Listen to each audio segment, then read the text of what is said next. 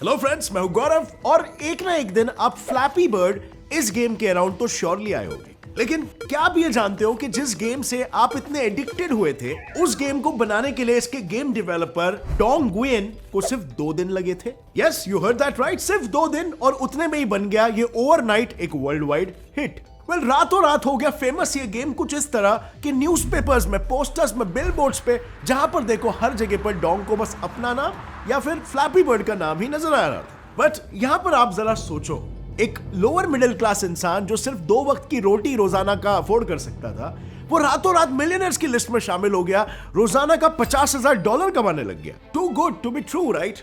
Not exactly, because all this came with a cost. इस game में मिले fame के साथ साथ कुछ नेगेटिव कमेंट्स और रिव्यूज भी आने लगे, और ये रिव्यूज और नेगेटिव कमेंट्स कुछ अलग टाइप के थे। इन नेगेटिव कमेंट्स के बाद अगर कुछ फॉलो किया तो वो थे थ्रेट कॉल्स, या तो हम तुझे मार देंगे या तो हम खुद की जान ले लेंगे। वेल, ऐसा क्यों होने लगा? डोंग ने इसके बाद बस एक काम किया, वो ग्लोबल मीडिया के सामने आया और उसने सभी को प्लीड किया कि मुझे अकेला छोड़ दो, मुझे नहीं बनना है फेमस, और अगर आप सभी ने ऐसा नहीं किया तो मैं गेम को ही डिलीट कर दूंगा। सो अब बात यहां पर यह आती है कि इस फेम के साथ ऐसा क्या मिला डोंग को कि उसकी जिंदगी इतनी मेंटली टर्बुलेंट हो गई। आखिर ऐसा क्या था इस गेम में, आइए जानते हैं आज के इस वीडियो में।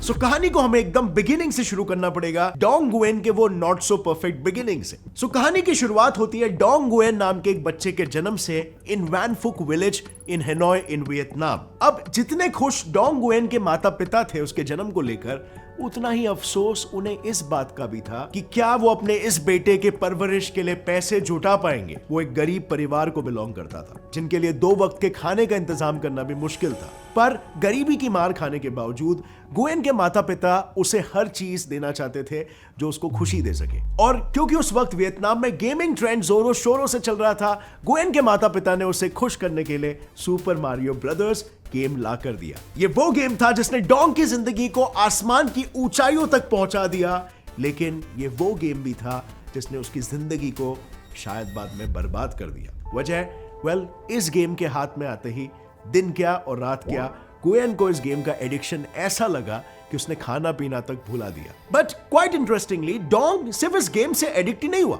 बल्कि उसने इस गेम से इंस्पिरेशन भी लिया, ठीक ऐसा ही अपना खुद का एडिक्टिव गेम बनाने की। लेकिन जो घर दिन रात की रोटी जुटाते अपने दिन काटता था, वो गेम डेवलपिंग कोचिंग की फीस कहां से अफोर्ड कर सकता था? लेकिन उस वक्त जमाना बदल रहा था बॉस। इंटरनेट पर सारा इंफॉर्मेशन आपको रेडिली अवेलेबल होना शुरू हो रहा था, और यही इंटरनेट फिर डोंग का साथी बना। घर से मिलने वाले कुछ चंद पैसों को जोड़कर उसने इंटरनेट कैफे में गेम डेवलपिंग सीखना शुरू कर दिया, और वो भी उसने इतना मन लगाकर सीखा कि 16 साल की उम्र में उसने अपना ऑनलाइन चेस गेम डेवलप कर लिया। अब हालांकि ये गेम मार्केट में चला नहीं, पर इस गेम ने डोंग को सोल राइजिंग और सैंगोकुशी रॉयल जैसे गेम्स बनाने वाले गेमिंग स्टूडियो पंच एंटरटेनमेंट में इंटर्नशिप जरूर दिला दी। अब ये दुनिया डोंग के लिए बिल्कुल नई थी। इनडायरेक्टली देखे तो वो एक ऐसी दुनिया में पहुंच चुका था जहां उसके जैसे एस्पायरिंग गेम डेवलपर्स वहां पर थे, और वो नए नए अमेजिंग आइडियाज टेबल पर लाते थे। वहीं पर डोंग एक इंटरेस्टिंग चीज के अराउंड आया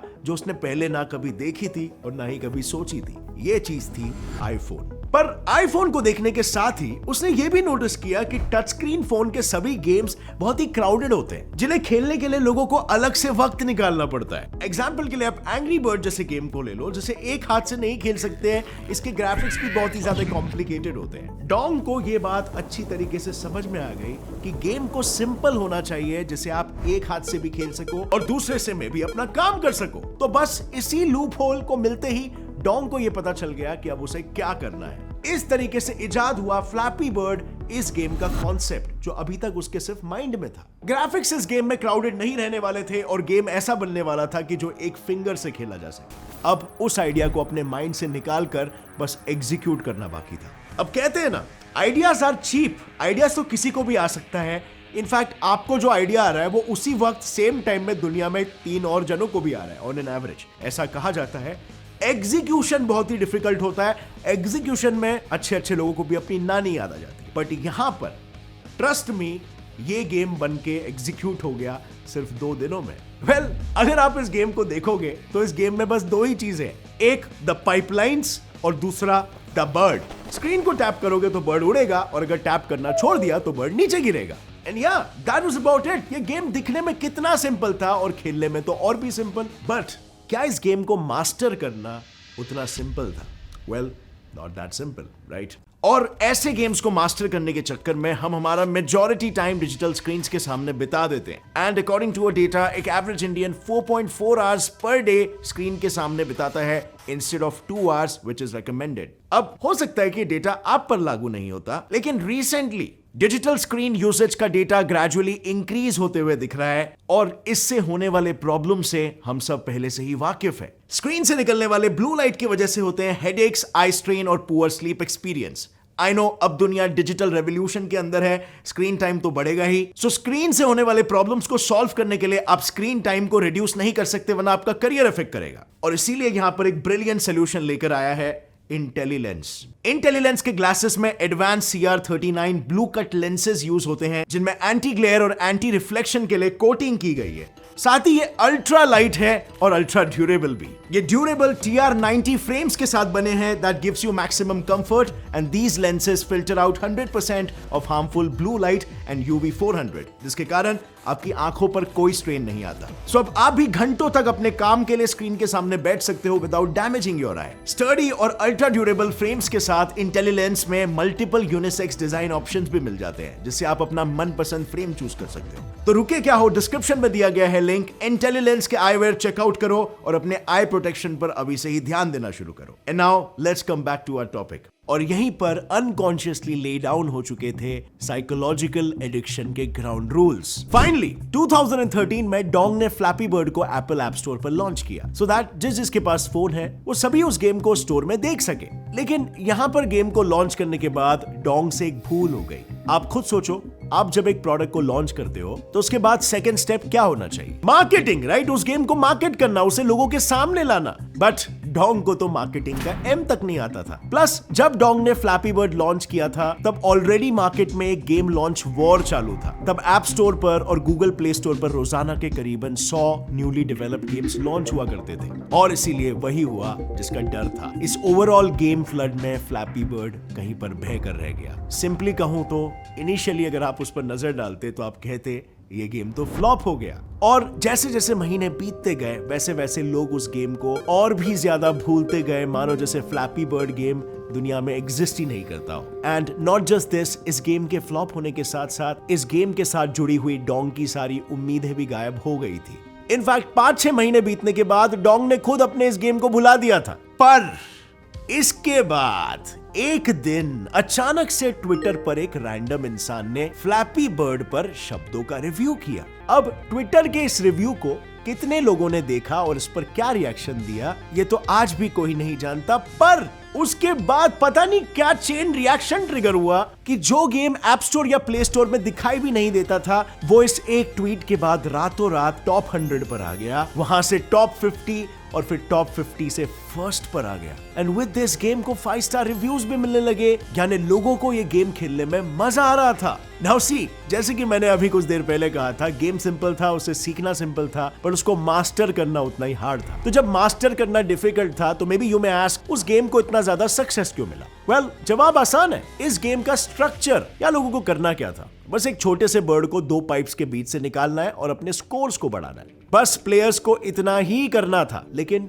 यू नो व्हाट, यही सिंपल सी बात दिक्कत बनी जब लोगों के माइंड में ये चलने लगा कि अगर गेम इतना सिंपल है तो अपना स्कोर क्यों नहीं बढ़ा पा रहे। सो उन्होंने क्या किया, अपने स्कोर को बढ़ाने के लिए सबने इस गेम को कंटिन्यूअसली खेलना शुरू कर दिया कि practice makes a man perfect, which indirectly means कि धीरे धीरे लोग इस गेम से एडिक्टेड होने लग गए। और अगर इसी सेम कॉन्सेप्ट को दूसरे गेम के साथ कंपेयर किया जाए तो आप सबवे सर्फर ले लो या टेंपल रन ले लो, इन गेम्स में भी कुछ ऐसा ही कॉन्सेप्ट होता है। बस भागते जाओ और स्कोर बढ़ाते जाओ और मुफ्त में सेल्फ वैलिडेशन पाओ। फ्लैपी बर्ड गेम में भी तो यही हुआ। लोगों को गेम पसंद आया, लोगों ने उसे ज्यादा से ज्यादा डाउनलोड किया, जिसने बस इस गेम की एक हाइप सी बना दी। ये हाइप इस हद तक बढ़ी कि डोंग रोजाना के $50,000 तक कमाने लग गया, यानी आज के हिसाब से 40 लाख रुपए। पर वो कहते हैं ना, सक्सेस के साथ इंटरनली ग्रो होना भी जरूरी होता है, क्योंकि उसके साथ अक्सर बहुत सारी नेगेटिविटीज भी अकंपनी करती है। सो यहाँ पर यही हुआ, जैसे जैसे गेम को सक्सेस मिलते गया वैसे ही पैरेलली इसे क्रिटिसिज्म भी मिल रहा था। लोगों ने फ्लैपी बर्ड को क्रिटिसाइज करना शुरू कर दिया, मानो जैसे सब लोग मिलके गेम को उसके बर्बादी की तरफ ढकेल रहे हो। और एक टाइम आया जिसके बाद आप जहां पर भी देखो, कोई भी रिव्यू पढ़ो या ट्वीट्स पढ़ो, सब जगह बस एक ही वर्ड सामने आ रहा था,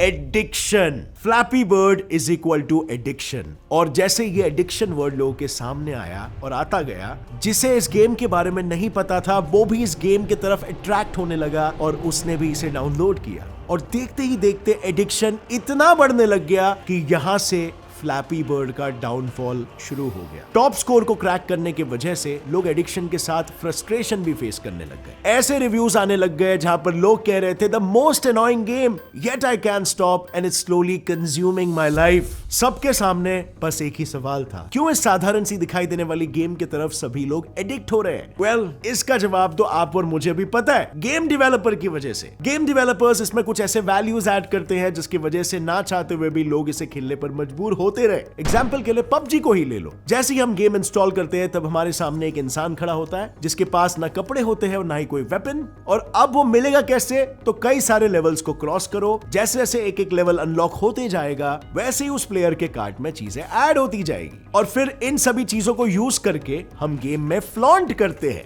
वैलिडेशन पाते हैं। इसके मदद से हर एक प्लेयर का गेमिंग स्टैंडर्ड या गेमिंग स्टेटस डिसाइड होता है। मतलब इन गेम्स के डिजाइन ही जानबूझकर ऐसे बनाए जाते हैं कि लोग रुके ना और खेलते ही जाए। अब सबवे सर्फर और टेंपल रन में लोग फ्लॉन्ट कैसे करेंगे? ऑब्वियसली टॉप स्कोर्स की मदद से। और फ्लैपी बर्ड में भी तो यही था। पर now comes here an interesting twist. लोगों के कमेंट्स और रिव्यूज पर अगर नजर डालते तो वे डोंग गुयेन के सेल्फ एश्योरेंस को सेल्फ डाउट में कन्वर्ट कर रहे थे। और अब जहां पर डोंग ऑलरेडी सेल्फ डाउट में गिरते जा रहा था, वहीं उसके सेल्फ डाउट को और भी बढ़ा दिया गया लोगों के चीटिंग वाले एलिगेशंस ने। लोगों ने डोंग को निंटेंडो के गेम को कॉपी करने के लिए जिम्मेदार ठहराया और इससे मानो नेगेटिविटी और बढ़ गई और रुकने का नाम ही नहीं ले रही थी। इतना सब उतल फुतल देखते देखते, महसूस करते करते डोंग को इससे राहत पाने का बस सिर्फ एक ही तरीका नजर आ रहा था, गेम को डिलीट करने का। लेकिन यह स्टेप भी उसके लिए गलत साबित हुआ। इस ट्वीट के रिलीज होते ही अगले 22 घंटों में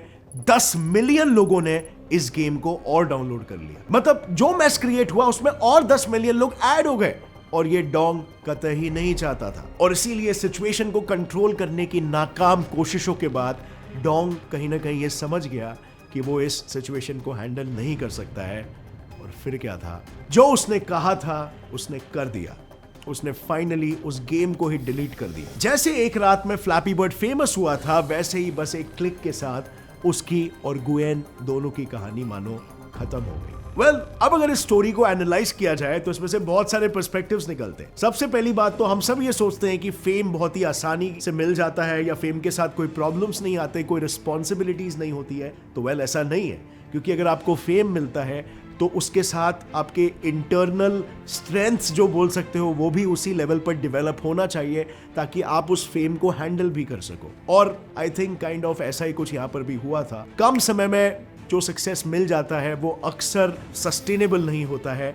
इन दिस केस डोंग ने एक बहुत ही अच्छा काम किया कि he realise the problem and he actually solved it, even though कई मायनों में इससे उसका खुद का भी नुकसान हुआ। And another thing to learn from this is कि गेम्स वाकई में बहुत ही ज्यादा एडिक्टिव हो सकते हैं। और सिर्फ गेम्स ही नहीं बल्कि एंटरटेनमेंट, जंक फूड और वो सारी चीजें। इसके लिए मैंने साइंस चैनल पर एक वीडियो बनाया है by the name of super stimulus. वो वीडियो देखने के लिए आप YouTube सर्च पर get set fly science super stimulus search कर सकते हो। उसमें बेसिकली यही बताया कि हमारी जो न्यूरो साइकोलॉजी है वो पुराने जमाने के हिसाब से बनी है और उसे आजकल की कंपनीज और टेक्नोलॉजीज किस तरीके से एक्सप्लॉइट कर रही है और हमें अपने वश में, अपने कंट्रोल में रख रही है और हमें पता भी नहीं चल रहा है कि हमारे साथ क्या हो रहा है। बस हमारी प्रोडक्टिविटी, हमारी क्वालिटी ऑफ लाइफ और हमारा हैप्पीनेस डिक्लाइन हो रहा है। You should definitely check that video out so that you can direct your life in a better way. और अगर इस वीडियो से आपको कुछ भी नया सीखने मिला तो एक लाइक जरूर ठोकना। Get Set Fly Fact channel को भी सब्सक्राइब कर लो और बेल नोटिफिकेशन दबाओ ताकि आगे आने वाली हमारी कोई भी वीडियो की अपडेट आप मिस ना कर सको। और फ्रेंड्स, जाने से पहले इंटेलिलेंस के कंप्यूटर ग्लासेस चेकआउट करना मत भूलना। Link is in the description. Start protecting your eyes today. See you next time, friends. Till then, as always, stay curious, keep learning, and keep growing. Jai Hind!